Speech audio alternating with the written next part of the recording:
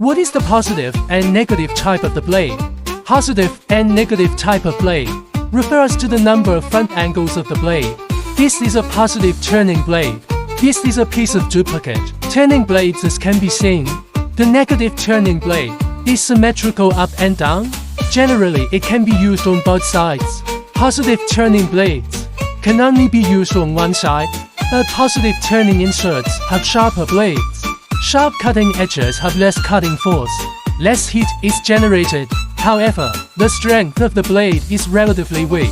Not suitable for machining high hardness materials or interrupted cuts. On the contrary, the negative rake angle insert has a high edge strength.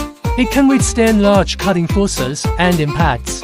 It is suitable for machining hardness materials or interrupted cutting conditions. The durability of the tool is high and negative.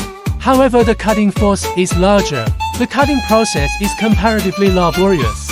It also produces more heat. The second place of the general blade model is the rear corner of the blade.